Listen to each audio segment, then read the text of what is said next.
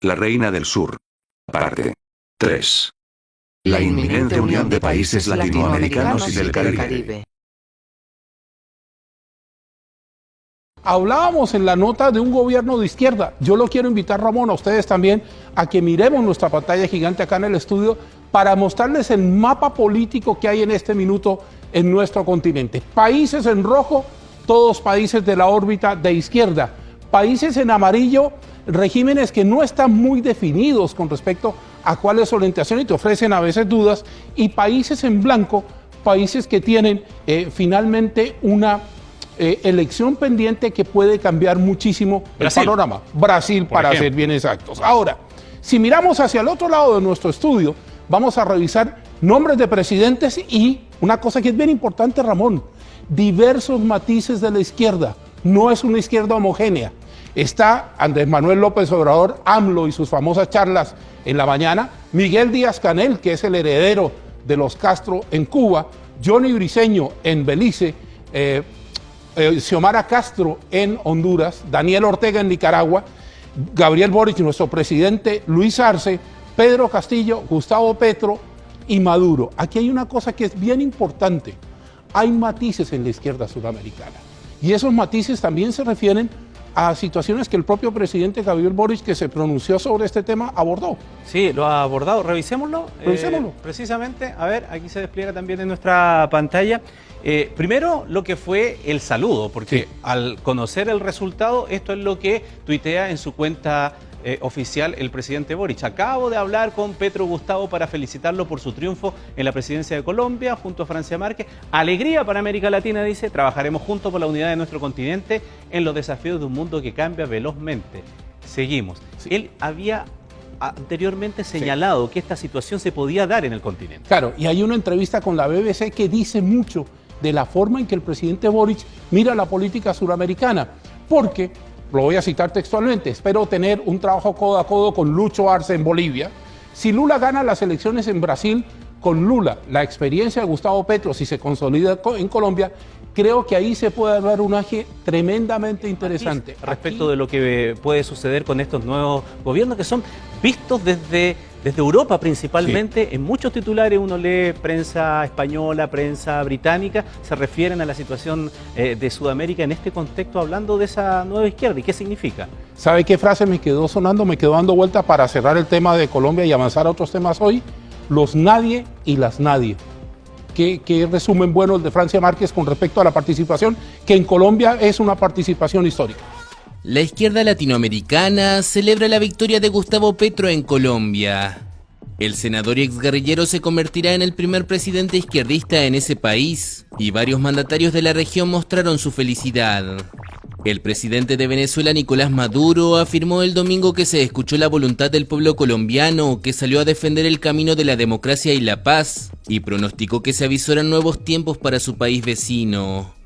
Por su parte, el mandatario mexicano Andrés Manuel López Obrador definió como histórico el triunfo de la izquierda colombiana y calificó a los conservadores como tenaces y duros.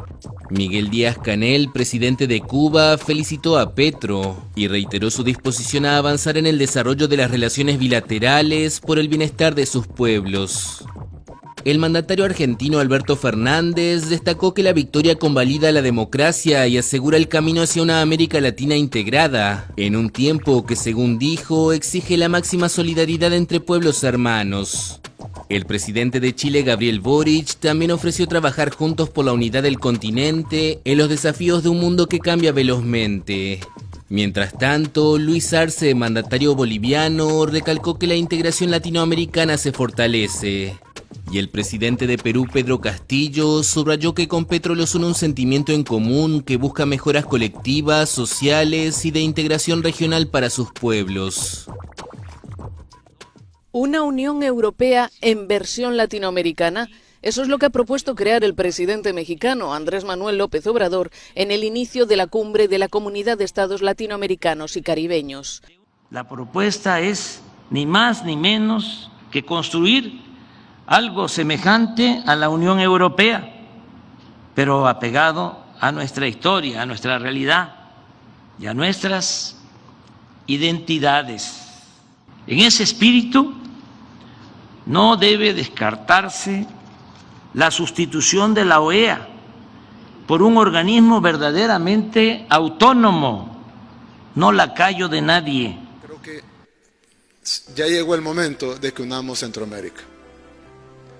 Y por eso traíamos esto, que como pueden ver son los 7 países que forman Centroamérica, no la República Federal Centroamericana de 5, sino que la de 7. En ese tiempo Belice era una colonia británica y Panamá era parte de la Gran Colombia, pero ahora Centroamérica son 7 países, incluyendo Belice, incluyendo Panamá. Solo en educación, ahorita los sistemas educativos de nuestros países ya son obsoletos, todos los sistemas educativos de nuestro país son obsoletos. Le estamos enseñando a nuestros jóvenes, al bono demográfico, a nuestro bono demográfico, nuestra mayor riqueza. Ya quisieran los europeos tener la cantidad de jóvenes que tenemos nosotros. El problema de los países desarrollados es que para mantener a su población mayor necesitan jóvenes que estén trabajando. Para decirlo en centroamericano, ese montón de jóvenes y niños que tenemos, que no lo tiene Europa, no lo tiene Estados Unidos, no lo tiene Japón, no lo tiene ningún país desarrollado, si nosotros le invertimos cantidades nunca antes vistas en educación, vamos a tener la próxima generación, nos convertiríamos en una potencia mundial. Porque no solo seríamos un país de 50 millones de habitantes, con el 8% de la biodiversidad del mundo en solo el 1% del territorio, no solo con un PIB de 200 y pico mil millones de dólares, no solo con el canal de Panamá y con toda la riqueza y biodiversidad y los negocios y los puertos y los aeropuertos, sino que además tendríamos ese bono demográfico, eso en buen centroamericano, ese montón de niños y jóvenes con la mejor educación del mundo. Y ahora ustedes saben, lo estamos viendo aquí, ahora hay más gente conectada viendo esto que la gente que está aquí presente. Ahora con una tablet, los niños en una escuela pueden estar recibiendo clases del mejor profesor de habla hispana del mundo en ese tema. ¿Y cuánto nos costaría eso? Unas tablets y una conexión de internet de banda ancha. Pudiéramos tener, y estoy seguro que muchos de esos maestros, los mejores del mundo en todos esos temas, lo harían de gratis. Y si nos toca pagarles, pues les pagamos. Pero estoy seguro que la gran mayoría lo haría de gratis, solo por participar en un proyecto de verdad, en un proyecto que pudiera ser replicado en otras zonas del mundo, porque yo estoy seguro que si nosotros decidimos hacer esto, la mayoría de regiones del mundo van a empezar a ver cuáles son sus potenciales. Bien, hemos tenido una conversación personal con el presidente de Chile, después con su comitiva, sobre temas que obviamente comienzan un proceso de elaboración. Hemos hablado particularmente de revitalizar la comunidad andina, un tema que se construyó hace varias décadas entre nuestros países, que tuvo en las épocas de la CEPAL, del pensamiento económico de la CEPAL, un papel muy importante en la planificación de los procesos de industrialización de nuestros países, que en ese entonces eran Venezuela, Colombia, Ecuador, Perú, Bolivia y Chile. Salieron de ese pacto que después se denominó Comunidad Andina, Venezuela y Chile. Se debilitó, por tanto, pero aún se mantiene una institucionalidad que, en mi opinión, debe fortalecerse. Hemos invitado a Chile a que volvamos a mirar el tema de la Comunidad Andina entre varios procesos de integración que ya existen, fortalecer la CELAC, que también es una institución mucho más amplia de hace muchas décadas de toda América Latina y el Caribe. Aquí hemos tenido una conversación grata, profunda, en donde a mí me alegra infinitamente ver cómo el corazón latinoamericano empieza de nuevo a latir junto. Y creo que esta complicidad que se ha ido evidenciando tiene que como lo conversábamos en la reunión, ir mucho más allá de la retórica. Tenemos que avanzar en proyectos concretos que beneficien y mejoren la calidad de vida de nuestros pueblos. En ese marco hemos hablado del desafiante proceso de paz que ha llevado adelante Colombia y todos los aprendizajes que de este proceso hay que sacar. Como Chile, desde el 2016 hemos sido, incluso un poco antes, país garante de este proceso. Hemos manifestado toda nuestra disposición a seguir colaborando en los términos que el gobierno colombiano estime que son más útiles a su causa. Y además, por cierto, poder aprender de la experiencia que ellos han tenido para poder buscar nuevas vías de solución o nuevos puntos de vista para enfrentar los desafíos que tenemos al interior de nuestro país. También conversamos la importancia de fortalecer la colaboración en materia migratoria. Yo le señalaba al presidente Petro de que el flujo migratorio que tenemos en toda América,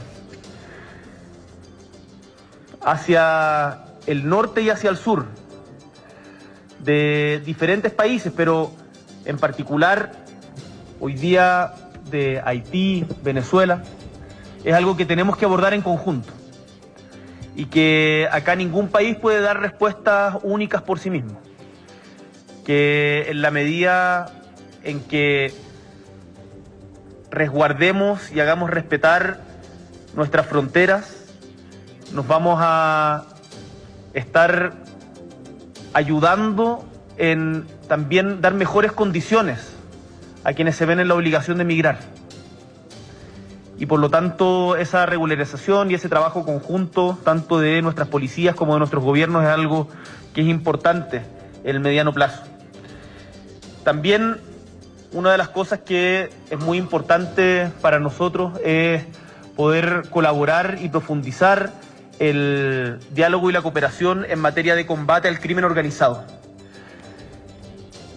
El crimen organizado en América Latina causa muchos estragos y queremos que sepan que no queremos que siga ganando espacio y por lo tanto vamos a trabajar en conjunto con el gobierno de Colombia y con otros gobiernos hermanos para poder abordarlo, tanto la trata de personas, el narcotráfico y otros fenómenos delictuales que han vestido de luto en diferentes momentos a nuestros países. El día de ayer estuve en Nueva York por instrucciones del señor presidente para comentarle al secretario general de las Naciones Unidas, Antonio Guterres, que el día de hoy se iniciaría aquí en Tapachula con la presencia de ambos presidentes y su muy distinguida comitiva de la República de El Salvador, así como la de México, el famoso o ya presentado Plan de Desarrollo Integral que se propone marcar una ruta distinta en el mundo como respuesta a los flujos migratorios que estamos viviendo. En esencia, este plan, preparado por la CEPAL, que es un organismo de Naciones Unidas, a petición de México, Honduras, Guatemala y El Salvador, propone 30 recomendaciones para cambiar la vida de las personas en el sur de México y en los 3 países centroamericanos. El día de hoy nos convoca aquí el dar el primer paso concreto, específico, empezar a implementar este plan que no se quede en un documento, sino que a partir del día de hoy se traduce en una realidad.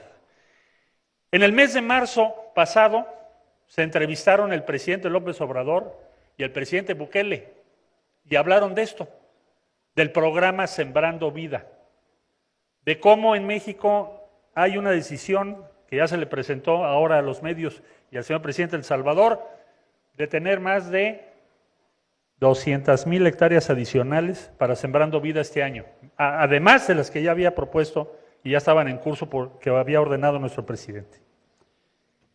Y subrayo lo siguiente, ha tomado la decisión el presidente de México de establecer el programa de cooperación más amplio con El Salvador que hayamos tenido nunca nunca habíamos tenido una presencia tan importante de México para respaldar a El Salvador como la que se inicia el día de hoy.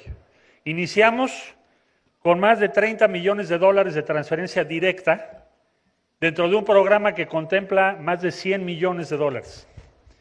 Se van a sembrar o se van a incorporar o se van a incluir a un programa similar con las modalidades que El Salvador le impondrá, similar al que estoy refiriendo, más de 50,000 hectáreas en la hermana República del Salvador. Y vamos a dar esa cooperación sin condiciones, ni políticas, ni económicas, ni financieras, porque somos pueblos hermanos.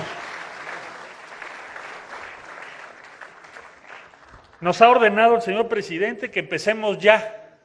Quiere decir, en cuanto el señor presidente de El Salvador nos lo instruya, el equipo de México va a llegar a El Salvador para respaldarlos y los fondos ya están hoy dispuestos para iniciar ese programa.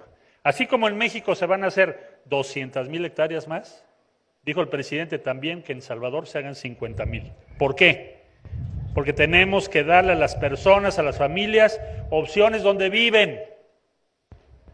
La gente migra por pobreza y necesitamos protegerles y necesitamos darles oportunidades. Y esa ha sido la tesis de México y de nuestro presidente desde la primera reunión que tuvimos con los enviados de la administración Trump a México el año pasado. El presidente López Obrador le mandó una carta al presidente Trump diciendo, lo que hay que hacer es desarrollo, es bienestar. Y el día de hoy, México y El Salvador ponen el ejemplo a la comunidad internacional.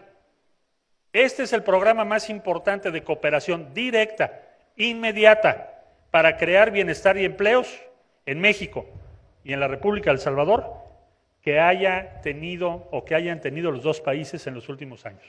No hay ningún otro programa de cooperación que tenga ese tamaño y que esté impactando en lo inmediato. Por lo tanto, pues es un día de fiesta y por lo tanto fui ayer a decirle esto al secretario general de Nueva York. Le traigo una buena nueva de México, Salvador, Honduras y Guatemala. ¿Cuál es? Pues él pensó que le íbamos a pedir algo, ¿no? Le vengo a decir que México y los hermanos de Centroamérica y especialmente en este caso con El Salvador, mañana iniciamos ese programa y mañana empezamos a cambiar las condiciones de vida de las personas que se ven obligadas a migrar por pobreza, por violencia o por desesperanza. Así que muchas gracias, señor presidente López Obrador, muchas gracias, señor presidente Bukele, por estar aquí. Y, ojo, para aquellos que están promoviendo el odio, la xenofobia, el desprecio a los demás, la diferencia, aquí está una vela que se prende hoy que va a iluminar todo el mundo. Muchas gracias. Y yo quiero decirles una cosa, yo conozco al presidente de antes por su nombre, etcétera, pero este es un hombre que de verdad quiere lo mejor para México. Y este es un hombre que está trabajando y que su único interés, estoy seguro, es dejar un legado para México.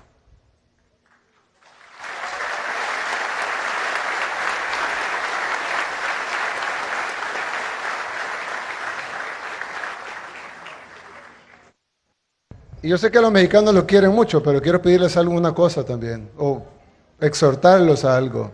Y es que México tiene 200 años de estar mal. 200. Ni el más anciano de nosotros estaba vivo cuando México ya estaba mal. Cuando nació el más anciano de las personas que existen en el mundo, México ya estaba mal. Y ahora tienen un lujo de presidente. Pero él no va a poder arreglar todas las cosas en 6 meses, ni en 1 año, ni en 2. Así que apóyenlo, denle tiempo, porque los cambios tardan, los cambios cuestan. Y si Roma no se hizo en un día, México tampoco se va a hacer en un día. Pero ustedes están viendo los cambios, ustedes están viendo los proyectos, ustedes están viendo las cosas, cómo se está enfrentando a muchas cosas que nadie tenía el valor de enfrentarse. Y eso tiene mucho valor. Les va a costar conseguir otro así. Entonces apóyalo. Y este proyecto va a ser un detonante para, no solo para Chiapas, sino para todos los estados que que va a intervenir, porque no solo beneficia a las personas que emplea directamente y a sus familias, sino que es un detonante económico que lo que va a traer es que donde no se ponía atención, ahora se está poniendo atención. Y créanme, solo el hecho de que un presidente ponga atención en una región, eso empieza a cambiar mucho. Eso empieza a cambiar, eso empieza una cadenita, un dominó. Y una vez empieza el momentum, entonces empieza el desarrollo. Y lo que el presidente está tratando de hacer aquí es iniciar eso. Cuando nos invitó a participar y nos ofreció colaborar en que hiciéramos un proyecto similar en El Salvador, a nosotros nos pareció fantástico. Y nos pareció fantástico por el simple hecho de que, hombre, podemos estar divididos por unas fronteras, pero al final somos lo mismo. Somos el mismo pueblo. Hablamos el mismo idioma.